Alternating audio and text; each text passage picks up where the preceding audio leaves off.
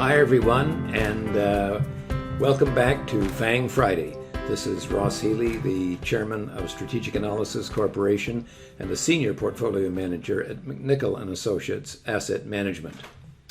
Before I begin, I'd like to thank one subscriber who emailed us to say he really enjoys tuning in because we take such a different approach to the kinds of actions that we take in the stock market, at least as far as the FANGs are concerned, he thought. He noted that SVA, that's our System Structural Valuation Analysis, is not so much really a trading service.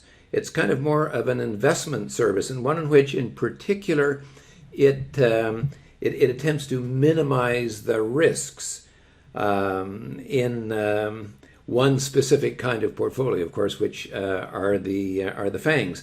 And he wondered whether we had applied this to any other group of stocks in the past. So really what he's got here is he's got two questions. So first of all, yes, that's what we try to do. We do try to minimize the risks in our clients' portfolios. You see, the mathematics that underlie structural valuation analysis actually points this out, that the way to systematically increase or maximize return is to systematically minimize the risks. Now, to tell you the truth, I have not thought much about that in dealing with the FANG stocks, because they're also horrendously expensive and risky overall. But of course, truth to tell, that's what we've been trying to do all year. This is a gentle service, as you have seen. We don't have something new to do every week, only when it's necessary to do it. We're not touts, and this is not a quick buck service by any stretch of the imagination. We are simply trying to reduce the risk in the FANG portfolio, as it were, and thereby to preserve as much value for you as we can. But to the second question, have we done this before?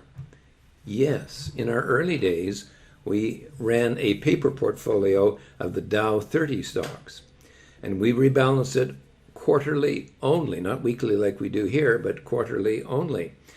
And we simply used the principles that I've shown you here over the past year to select what was in and what was out.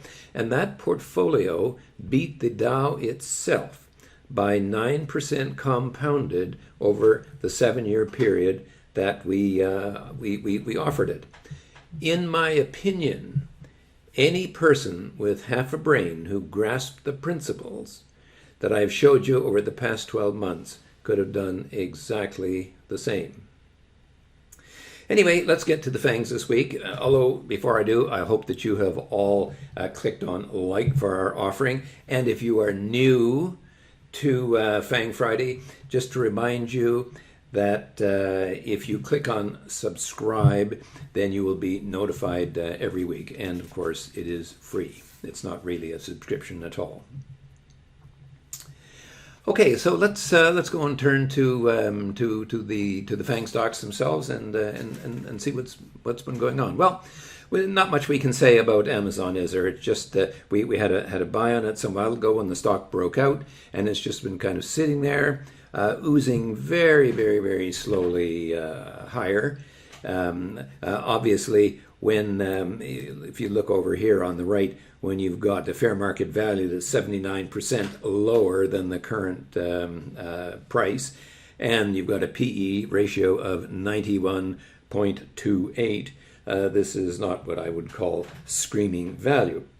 Nonetheless, this is the COVID-19 stock, and it's been doing okay.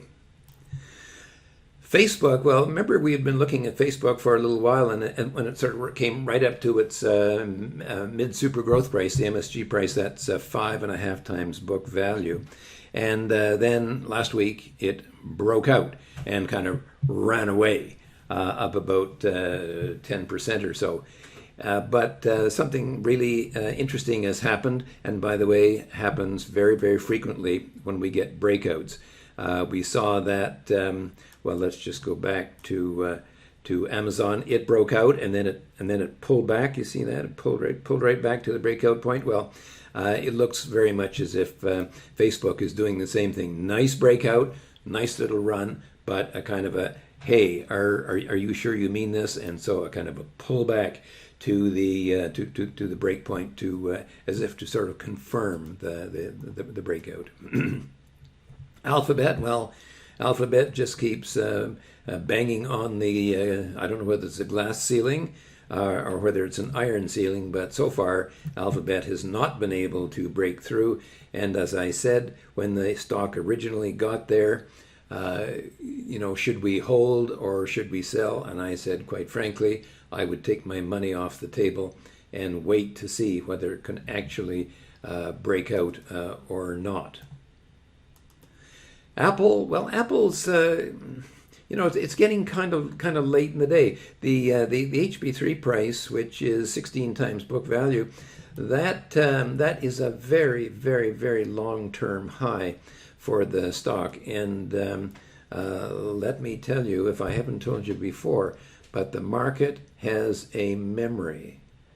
I don't care what anybody tells you, what the random walkus or anybody says. The market remembers what was in the past.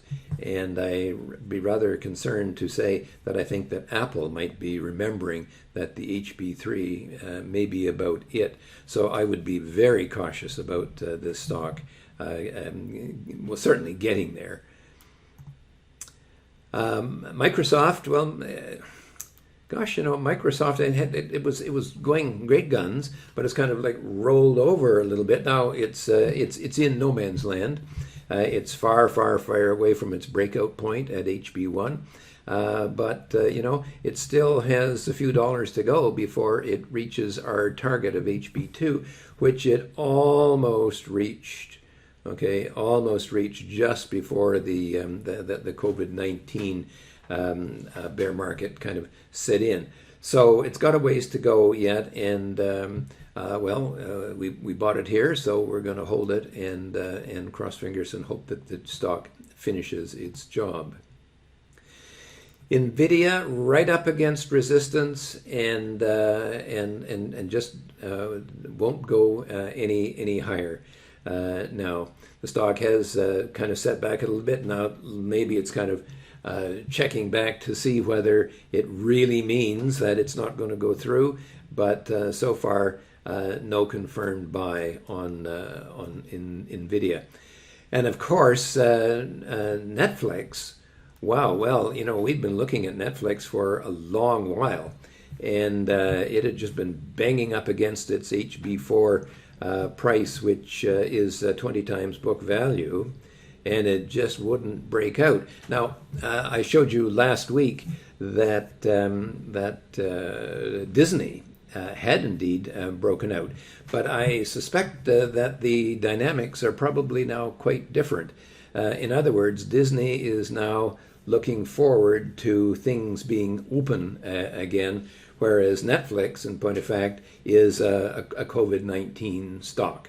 And so far, it looks as if it just does not want to go any higher. Anyway, in summary, Amazon remains a hold. Facebook has just become a confirmed buy. Apple and Microsoft have been in for some time, and they're kind of looking a little tired to me. They're kind of trying to push on to their next extended breakpoints, and those breakpoints for both of those stocks are extended historically. So I have no confidence whatsoever that they can get beyond those breakpoints, and some days I even wonder if they'll get them even to there. Alphabet, Nvidia, and Netflix, well, they don't know whether the fish are cut bait, do they? And I would not have them in my own portfolio, at least yet. Anyway, if you'd like to learn more, you can visit our website, info@strategicanalysis.ca. And if you're really good and keep social distancing, I might even direct you to some of the key chapters in my upcoming book, Inside the Market. In the meantime, this is Ross Healy, the chairman of Strategic Analysis Corporation, and a senior portfolio manager at McNichol & Associates Asset Management, reminding you that nothing, and maybe especially investing, is difficult if you have the right tools. Have a good week. See you next Friday.